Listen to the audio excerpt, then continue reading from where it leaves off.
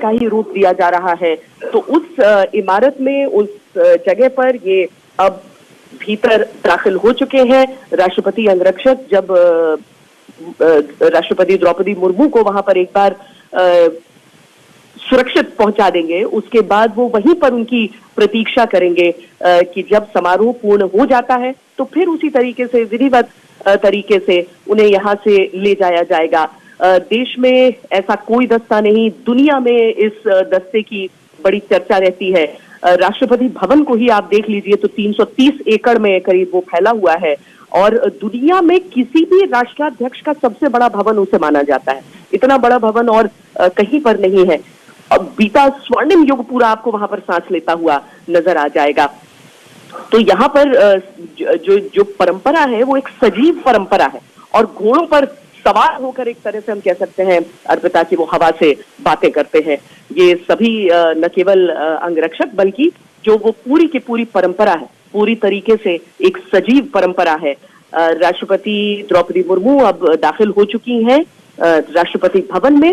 अंगरक्षकों का दल अब पीछे की ओर रुक चुका है। अपनी राष्ट्रपति को सुरक्षित यहाँ पर पहुंचाकर बग्घी का दरवाजा खुल चुका है और इसी के साथ वो सीढ़ियां वहां से खोल दी गई हैं जिस पर पहले उनके एडीसी निकलेंगे और उसके बाद राष्ट्रपति द्रौपदी मुर्मू जिनका स्वागत वहां पर अब किया जाएगा। फूलों से संसद भवन को सजाया गया है। राष्ट्रपति अब यहाँ से दाखिल होंगी संसद भवन के भीतर। अर्पिता,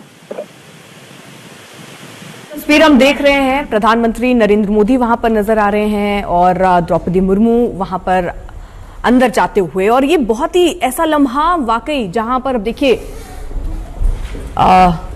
राष्ट्रगान, राष्ट्रपति, उपराष्ट्रपति, प्रधानमंत्री और लोकसभा अध्यक्ष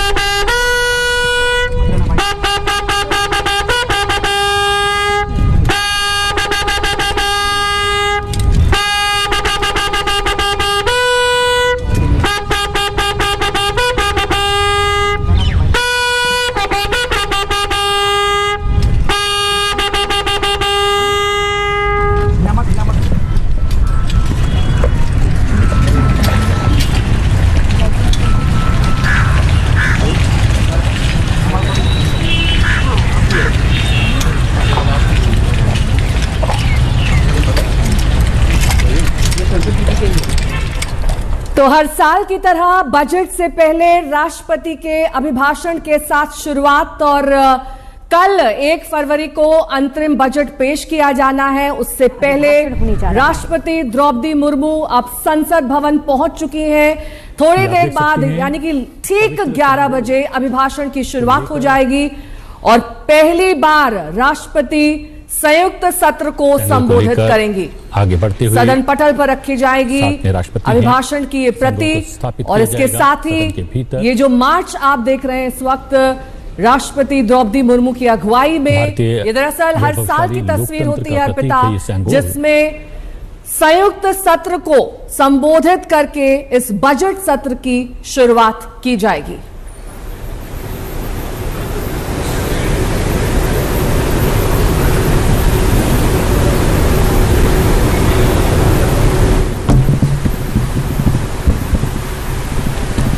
हिमांशु मिश्रा जुड़ गए हैं तमाम जानकारी के साथ। हिमांशु, क्या पता लग पा रहा है इस बार अभिभाषण का मजमून क्या होगा? हाँ, क्या कुछ कह सकती हैं राष्ट्रपति? संसद भवन का अहाता जगमगाता हुआ प्रकाश से प्रकाशमान। देखिए, बिल्कुल राष्ट्रपति जो है वो अपने अभिभाषण के अंदर सरकार की उपलब्धियों के बारे में बताएंगी, नारी शक्ति वंदन बिल के बारे में बताने वाली हैं और पिछले 10 सालों में सरकार ने क्या क्या किया है, किन किन परियोजनाओं को कहां तक जमीन तक पहुंचाया गया है और सरकार के अगला क्या।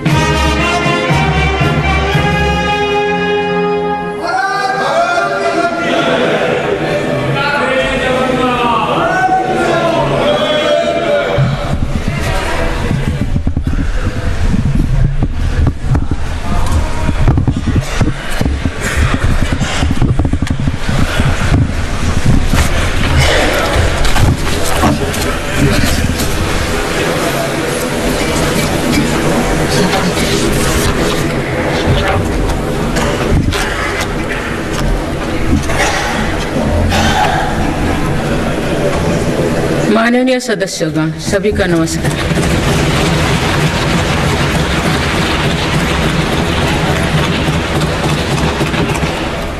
इस नए सदन भवन में ये मेरा पहला संबोधन है। आज की अमृतकाल की शुरुआत में ये भव्य भवन बना है। यहाँ एक भारत श्रेष्ठ भारत की महक भी है। भारत की सभ्यता और संस्कृति की चेतना भी है। इसमें हमारी लोकतांत्रिक और संसदीय परंपराओं के सम्मान का प्रण भी है। साथ ही 21वीं सदी के नए भारत के लिए नई परंपराओं के निर्माण का संकल्प भी है। मुझे पूरा विश्वास है कि इस नए भवन में नीतियों पर सार्थक संवाद होगा।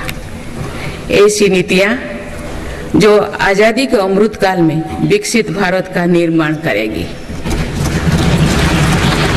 मैं आप सभी को अपनी शुभकामनाएं देती हूँ। माननीय सदस्यगण, ये हमारे संविधान के लागू होने का भी 75वां वर्षगांठ है। इसी कालखंड में आजादी के 75 वर्षों का उत्सव अमृत महोत्सव भी संपन्न हुआ है। इस दौरान देश भर में अनेक कार्यक्रम हुए।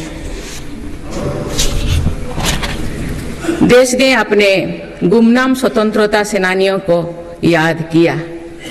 75 साल बाद युवा पीढ़ी ने फिर स्वतंत्रता संग्राम के उस कालखंड को जिया।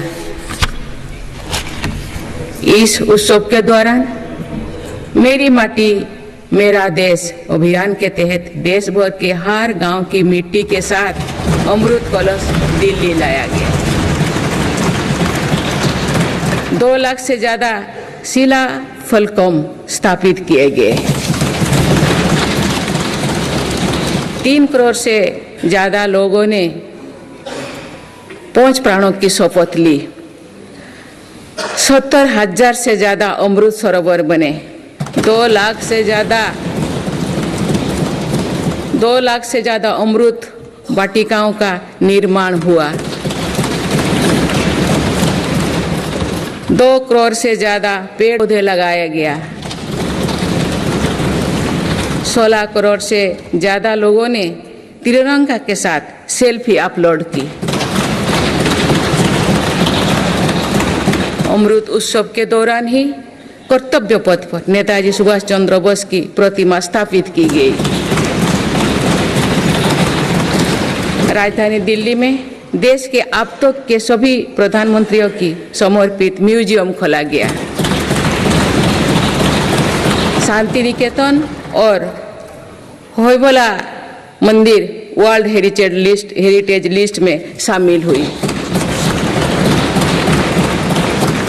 साहिबजादों की याद में वीरवाल दिवस घोषित हुआ। भगवान बिरसा मुंडा के जन्म दिवस को जनजातीय गौरव दिवस घोषित किया गया। विभाजन की विभीषिका को याद करते हुए 14 अगस्त को विभाजन विभीषिका स्मृति दिवस घोषित किया गया। माननीय सदस्यगण, बीता वर्ष भारत के लिए ऐतिहासिक उपलब्धियों से भरा रहा है। इस दौरान देशवासियों का गौरव बढ़ाने वाले अनेक पल आए। दुनिया में गंभीर संकटों के बीच भारत सबसे तेजी से विकसित होती बड़ी अर्थव्यवस्था बना। लगातार 2 क्वार्टर से भारत की विकास दर 7.5% से ऊपर रही है। भारत चंद्रमा के दक्षिण ध्रुव पर झंडा फहराने वाला पहला देश बना। भारत ने सफलता के साथ आदित्य मिशन लॉन्च किया। धरती से 15 लाख किलोमीटर दूर अपनी सैटेलाइट पहुंचाई। ऐतिहासिक G20 सम्मेलन के सफलता ने पूरे विश्व में भारत की भूमिका को सशक्त किया। भारत ने एशियाई खेलों में पहली बार 100 से अधिक मेडल जीते।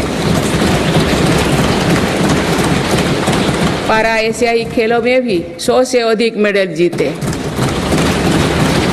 भारत को अपना सबसे बड़ा समुद्री पुल अटल सेतु मिला। भारत को अपनी पहली नमो भारत ट्रेन तथा पहली अमृत भारत ट्रेन मिली। भारत दुनिया से सबसे तेजी से 5G रोल आउट करने वाला देश बना।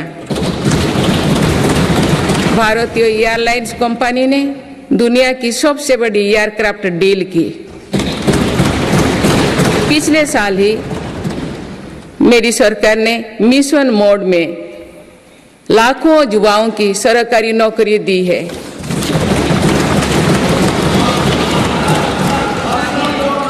माननीय सदस्यगण, बीते 12 महीने में मेरी सरकार अनेक महत्वपूर्ण विधेयक लेकर भी आए।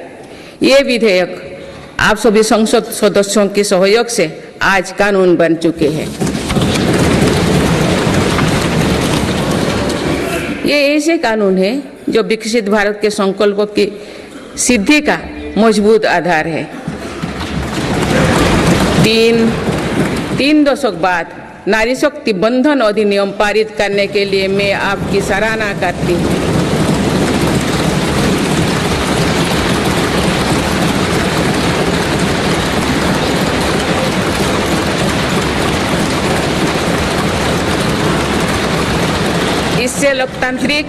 इससे लोकसभा और विधानसभा के महिलाओं की ज्यादा भागीदारी सुनिश्चित हुई है। ये वुमेनली डेवलपमेंट के मेरी सरकार के संकल्प को मजबूत करता है। रिफॉर्म, परफॉर्म और ट्रांसफॉर्म के अपने कमिटमेंट को मेरी सरकार ने लगातार जारी रखा है।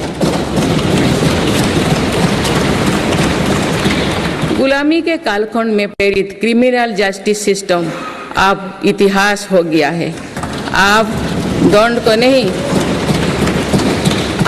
को नहीं अपितु न्याय को प्राथमिकता है। न्याय सर्वोपरि के सिद्धांतों पर नई न्याय संहिता देश को मिली है।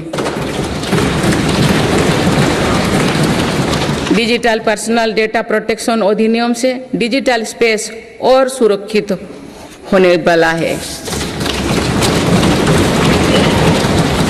अनुसंधान नेशनल रिसर्च फाउंडेशन अधिनियम से देश में रिसर्च और इनोवेशन को बल मिलेगा। जम्मू और कश्मीर आरक्षण कानून से वहां भी जनजातीय समुदाय को प्रतिनिधित्व का अधिकार मिलेगा। इस दौरान सेंट्रल यूनिवर्सिटी कानून में भी संशोधन किया गया। इससे तेलंगाना में सरोक का सेंट्रल ट्राइबल यूनिवर्सिटी बनने का रास्ता सुगम हुआ। पिछले वर्ष 76 अन्य पुराने कानून को भी हटाया गया है। मेरी सरकार परीक्षाओं में होने वाली गड़बड़ी को लेकर युवाओं की चिंता से अवगत है। इसीलिए ऐसे गलत तरीके को सख्ती के लिए नया कानून बनाने का निर्णय लिया है। माननीय सदस्यगण, कोई भी राष्ट्र तेज गति से तभी आगे बढ़ सकता है जब वो पुराने चुनौतियों का परास्त करते हुए अपने ज्यादा से ज्यादा ऊर्जा भविष्य निर्माण में लगाए। पिछले 10 वर्षों में भारत ने राष्ट्र हित में ऐसे अनेक कार्यों को पूरा होते हुए देखा है जिनका इंतजार देश के लोगों को दशकों से था। राम मंदिर के निर्माण की आकांक्षा सदियों से थी, आज ये सोच हो चुका है।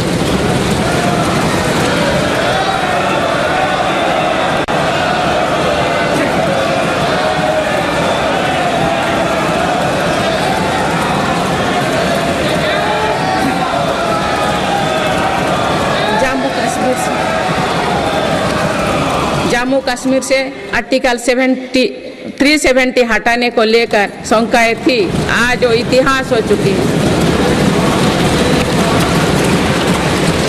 इसी संसद ने 3 तलाक के विरुद्ध कड़ा कानून बनाया है। इसी संसद ने हमारे पड़ोसी देशों से आए पीड़ित अल्पसंख्यकों को नागरिक देने वाला कानून बनाया। मेरी सरकार ने वन रैंक वन पेंशन की भी लागू किया, जिसका इंतजार 4 दशकों से था। OROP लागू होने के बाद अब तो पूर्व सैनिकों को लगभग 1 लाख करोड़ रुपए मिल चुकी है। भारतीय सेना में पहली बार चीफ ऑफ डिफेंस स्टाफ की नियुक्ति भी हुई है। माननीय सदस्यगण, उत्कलमणि पंडित गोपबंधु दास की अमर पंक्तियां असीम राष्ट्र प्रेम की भावना का सदा संचार करती है। उन्होंने कहा था, मिशो मोर देह ए देश माटी रे, देशवासी चली जान तू पिठी रे, देशर स्वराज्य पथे जेते गाड़, उरु तही गड़ी मोर मांस हाड़। अर्थात मेरा शरीर इस देह की माटी के साथ मिल जाए, देशवासी मेरी पीठ पर से चलते चल जाए, देश के स्वराज पथ में जितनी भी खाइयां हैं वे मेरी हाड़ मांग से फट जाए।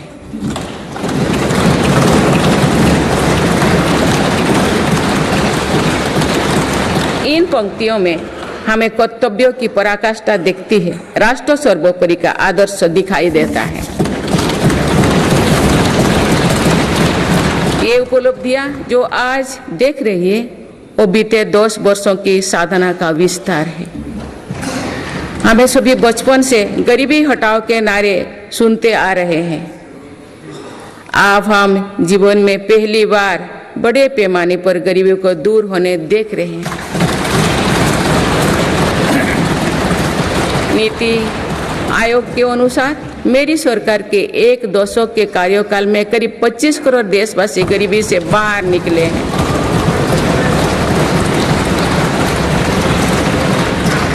यह है प्रत्येक गरीब में नया विश्वास जगाने वाली बात है।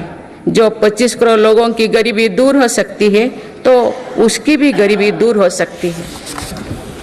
आज अर्थव्यवस्था के विभिन्न आयामों को देखें तो ये विश्वास बढ़ता है कि भारत सही दिशा में तथा सही निर्णय लेते हुए आगे बढ़ रही है। बीते 10 वर्षों में हमने भारत को फ्रेजाइल 5 से निकलकर टॉप 5 इकोनॉमीज में शामिल होते देखा है।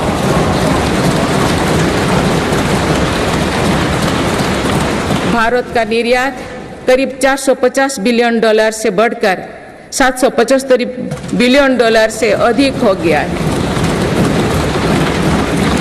पहले की तुलना में FDI द्विगुना हुआ है। खादी और ग्रामोद्योग के उत्पादों की बिक्री में 4 गुना से अधिक की वृद्धि हुई है। ITR फाइल करने वाले की संख्या करीब 3.25 करोड़ से बढ़कर लगभग 8.25 करोड़ हो चुकी है और बढ़ोतरी 2 गुना से भी कहीं अधिक है।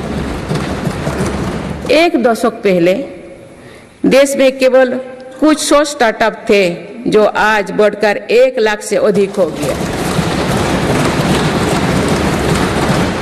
साल में 94,000 कंपनियां रजिस्टर हुई थी।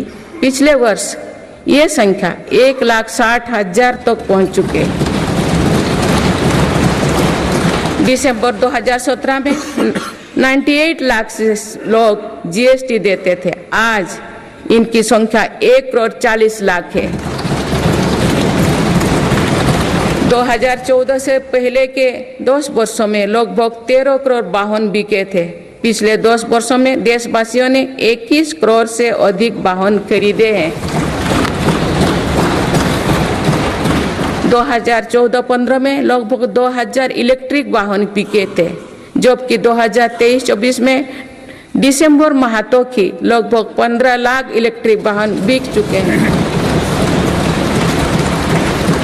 माननीय सदस्यगण, बीते दशक में मेरी सरकार ने सुशासन और पारदर्शिता को हर व्यवस्था का मुख्य आधार बनाया है।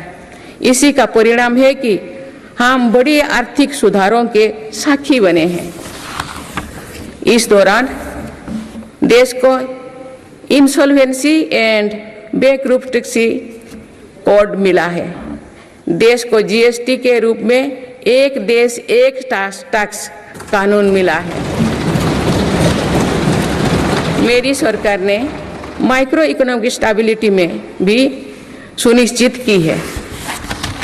10 वर्षों में कैपेक्स 5 गुना बढ़कर 10 लाख करोड़ हो गया है। साथ ही फिजिकल डेफिसिट भी नियंत्रण भी में है। आज हमारे फॉरेक्स रिजर्व्स 600 अरब डॉलर से ज्यादा है। हमारे बैंकिंग सिस्टम जो पहले बुरी तरह से चरमराया था, वो आज दुनिया के सबसे मजबूत बैंकिंग सिस्टम में से एक बना है। बैंक का एनपीए जो कभी डबल डिजिट में होता था, वो आज लगभग 4% ही है। मेक इन इंडिया और आत्मनिर्भर भारत अभियान हमारी ताकत बन चुकी है। भारत आज दुनिया का दूसरा सबसे बड़ा मोबाइल फोन निर्माता है। पिछले एक दशक के दौरान मोबाइल फोन मैन्युफैक्चरिंग में 5 गुना बढ़ोतरी हुई है। कुछ साल पहले भारत खिलौना आयात करता था, आज मेड इन इंडिया खिलौने निर्यात कर रहा है। भारत का डिफेंस प्रोडक्शन 1 लाख करोड़ रुपए के पार पहुंच चुका है। आज हर भारतीय देश में बने एयरक्राफ्ट कैरियर आईएनएस विक्रांत को देखकर गर्व से भरा हुआ है। लड़ाकू विमान तेजस अब हमारी वायुसेना की ताकत बन रहे हैं। C295 ट्रांसपोर्ट एयरक्राफ्ट का निर्माण भारत में होने जा रहा है। आधुनिक एयरक्राफ्ट इंजन भी भारत में बनाया जाएगा। उत्तर प्रदेश और तमिलनाडु में डिफेंस कॉरिडोर का विकास हो रहा है। मेरी सरकार ने डिफेंस सेक्टर में निजी क्षेत्रों की भागीदारी सुनिश्चित की है। स्पेस सेक्टर को भी हमारी सरकार ने युवा स्टार्टअप्स के लिए खोल दिया है। माननीय सदस्यगण, मेरी सरकार वेल्थ क्रिएटर का सम्मान करती है तथा भारत के प्राइवेट सेक्टर के सामर्थ्य पर विश्वास करती है। भारत में बिजनेस करना आसान हो, इसके लिए उपयुक्त माहौल रहे, इस पर भी मेरी सरकार लगातार काम कर रही है। ईज ऑफ डूइंग बिजनेस में लगातार सुधार हो रहा है। बीते कुछ वर्षों में 40,000 से ज्यादा कंप्लायंस को हटाया जा या सरल किया गया है। कंपनीज एक्ट तथा लिमिटेड लायबिलिटी पार्टनरशिप एक्ट में 63 प्रावधानों को अपराध की सूची में बाहर किया गया है। जौन विश्वास अधिनियम द्वारा 183 प्रावधानों को अपराध की श्रेणी से बाहर किया गया है। अदालत के बाहर विवादों को सौहार्दपूर्ण समाधान हेतु मध्यस्थता पर कानून बनाया गया है। वन और पर्यावरण विभाग से क्लियरेंस मिलने में जहां 600 दिन लगते थे, वहां आज 75 दिन से भी कम समय लगता है। फेसलेस असेसमेंट योजना से टैक्स व्यवस्था में और पारदर्शिता आई है। माननीय सदस्यगण, हमारे एमएसएमई सेक्टर को भी रिफॉर्म्स का बहुत अधिक लाभ हो रहा है। आप अवगत है कि हमारे एमएसएमईज में आज करोड़ों देशवासी काम कर रहे हैं। एमएसएमईज और लघु उद्यमियों को सशक्त करने के लिए मेरी सरकार पूरी प्रतिबद्धता से काम कर रही है। एमएसएमई की परिभाषा का विस्तार किया गया है। नई परिभाषा में निवेश और टर्नओवर को समाहित किया गया है। आज उद्यम और उद्यम असिस्ट पोर्टल पर लगभग 3.5 करोड़ एमएसएमई रजिस्टर्ड है। बीते वर्षों में एमएसएमई के लिए क्रेडिट गारंटी स्कीम के तहत करीब 5 लाख करोड़ की गारंटी स्वीकृति किए गए। ये 2014 से पहले के दशक से 6 गुना अधिक है। माननीय सदस्यगण, मेरी सरकार का एक और बड़ा रिफॉर्म डिजिटल इंडिया का निर्माण है। डिजिटल इंडिया ने भारत में जीवन और बिजनेस दोनों को बहुत आसान बना दिया है। आज पूरी दुनिया मानती है कि ये भारत की बहुत बड़ी उपलब्धि है। विकसित देशों में भी भारत ऐसा डिजिटल सिस्टम नहीं है। गांव में भी सामान्य खरीद बिक्री डिजिटल तरीके से होगी, ये कुछ लोगों की कल्पना से भी परे था। आज दुनिया के कुल रियल टाइम डिजिटल लेन देन का 46% भारत में होता है।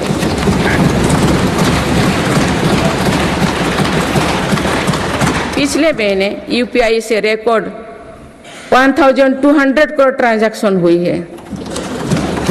इसके तहत 18 लाख करोड़ रुपया का रिकॉर्ड लेन देन हुआ है।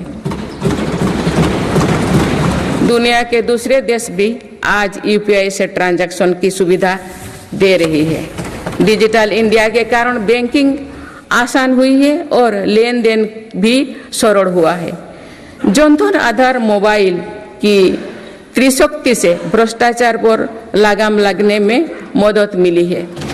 मेरी सरकार अब तक 34 लाख करोड़ रुपया डीबीटी ट्रांसफर कर चुके हैं। जनधन आधार मोबाइल के कारण करीब 10 करोड़ फर्जी लाभार्थी सिस्टम से बाहर किए गए हैं। इससे 3.25 लाख करोड़ रुपया गलत हाथों में जाने से बचे हैं। डिजी लॉकर की सुविधा भी जीवन को आसान बना रही है। इसमें अभी तक यूजर्स के 6 बिलियन से ज्यादा डॉक्यूमेंट्स जारी हुई है। आयुष्मान भारत हेल्थ अकाउंट के तहत लगभग 53 करोड़ लोगों की डिजिटल हेल्थ आईडी बन चुकी है।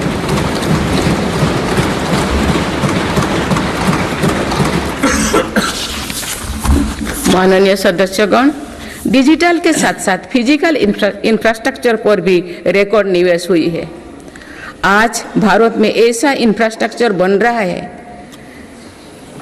जिसका सपना हर भारतीय देखता था। पिछले 10 वर्षों के दौरान गांवों में 4.25 लाख किलोमीटर नई सड़कें बने हुए हैं।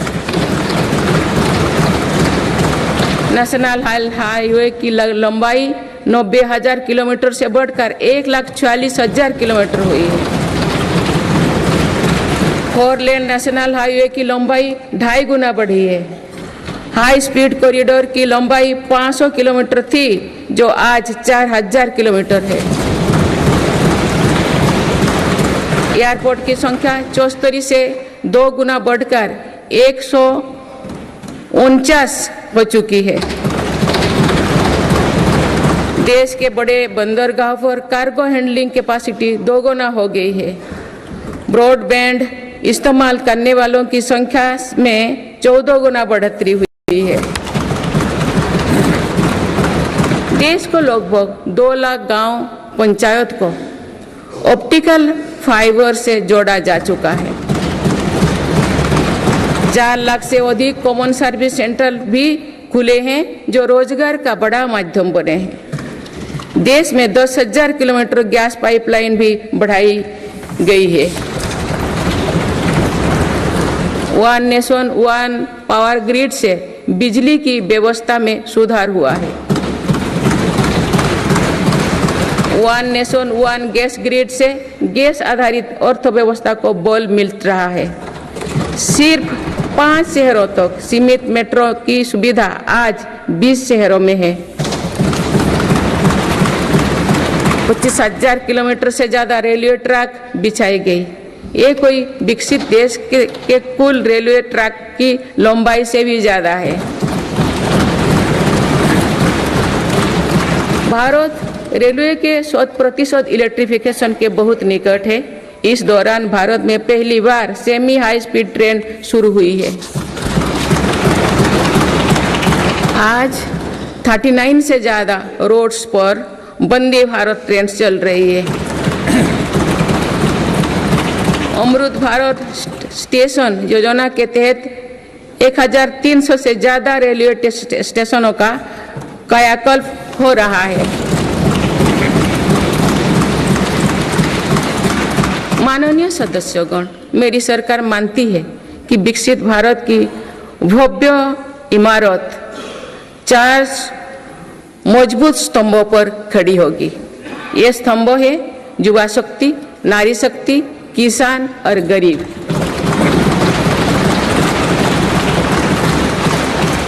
देश के हर हिस्से, हर समाज में इन सभी की स्थिति और सपने एक जैसे ही है। इसीलिए इन 4 स्तंभों को सशक्त करने के लिए मेरी सरकार निरंतर काम कर रही है। मेरी सरकार ने टैक्स का बहुत बड़ा हिस्सा इन स्तंभों को मजबूत बनाने पर खर्च किया है। 4 करोड़ 10 लाख गरीब परिवार को अपना पक्का घर मिला। इस पर लगभग 6 लाख करोड़ रुपया खर्च किए गए। लगभग 11 करोड़ ग्रामीण परिवारों तक पहली बार पाइप से पानी पहुंचा है। इस पर 4 लाख करोड़ रुपया खर्च किया जा रहे हैं। हाल ही में 10 करोड़ उज्ज्वला के गैस कनेक्शन पूरी हुई है।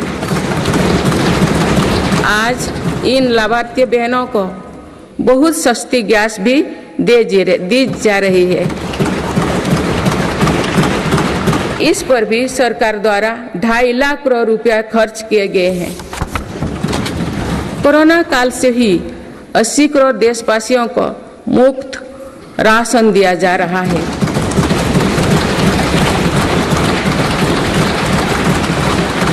अब इसे आने वाले 5 वर्षों के लिए आगे बढ़ाया गया है। अब इस पर 11 लाख करोड़ रुपया और खर्च होने का अनुमान है। मेरी सरकार का प्रयास है कि हर योजना का तेजी से सैचुरेशन हो, कोई भी लाभार्थी वंचित ना रहे। इसके लिए 15 नवंबर से विकसित भारत संकल्प यात्रा चल रही है। अभी तक इस यात्रा से करीब 19 करोड़ देशवासी जुड़ चुके हैं। माननीय सदस्यगण, बीते वर्ष में विश्व ने 2 बड़े युद्ध देखे और कोरोना जैसे वैश्विक महामारी का सामना किया। ऐसे वैश्विक संकटों के बावजूद मेरी सरकार ने देश में महंगाई को काबू में रखा, सामान्य भारतीयों का बोझ नहीं बढ़ने दिया।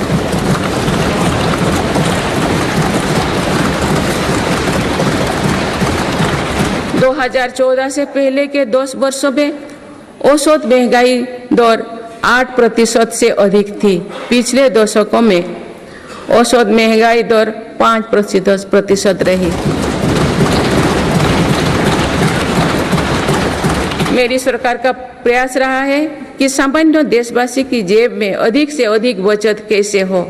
पहले भारत में 2 लाख रुपये की आय पर टैक्स लग जाता था। आज भारत में 7 लाख रुपये तक की आय पर भी टैक्स नहीं लगता। टैक्स छूट और रिफॉर्म्स के कारण भारत के टैक्स पेयर्स को 2 साल में करीब 2.5 लाख करोड़ रुपया की बचत हुई है। आयुष्मान योजना के अलावा भी केंद्र सरकार विभिन्न हॉस्पिटल्स में मुफ्त इलाज की सुविधा देती है। इससे देश के नागरिकों के 3.5 लाख करोड़ रुपया खर्च होने से बचे हैं। जन औषधि केंद्रों की वजह से मरीजों के करीब 28,000 करोड़ रुपया खर्च होने से बचे हैं।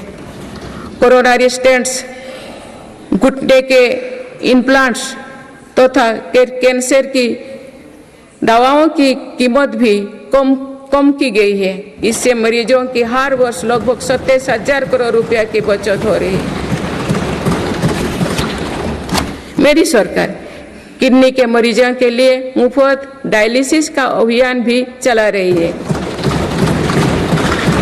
इसका लाभ प्रतिवर्ष 21 लाख से ज्यादा मरीज उठा रहे हैं।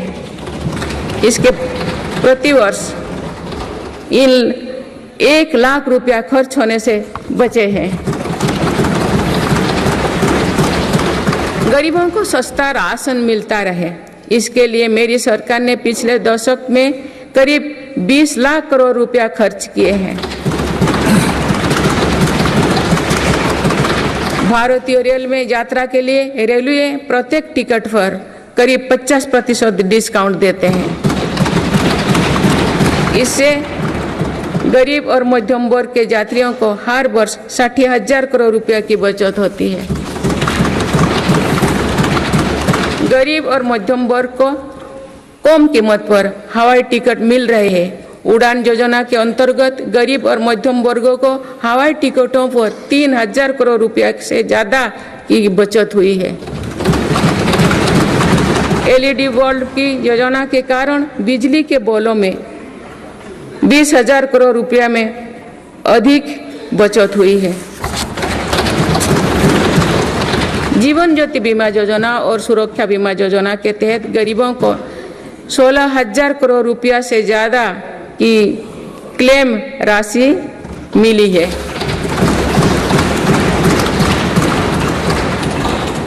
माननीय सदस्यगण, नारी शक्ति का सामर्थ्य बढ़ाने के लिए मेरी सरकार हर स्तर पर काम कर रही है। इस वर्ष की गणतंत्र दिवस परेड भी नारी शक्ति के लिए समर्पित थी।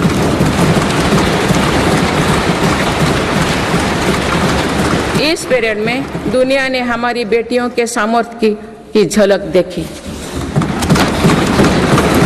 मेरी सरकार ने जल, स्थल, नभ और अंतरिक्ष हर तरफ बेटियों की भूमिका का विस्तार किया है। हम सब जानते हैं कि महिलाओं के लिए आर्थिक स्वतंत्रता के क्या मायने हैं। मेरी सरकार ने महिलाओं की आर्थिक भागीदारी बढ़ाने के लिए निरंतर प्रयास किए हैं। आज लगभग 10 करोड़ महिलाएं स्वयं सहायता समूह से जुड़ चुके हैं। इन समूहों को 8 लाख करोड़ रुपया बैंक लोन और 40,000 करोड़ रुपया की आर्थिक सहायता दी गई है। मेरी सरकार 2 करोड़ महिलाओं को लाखपति दीदी बनाने का अभियान चला रही है।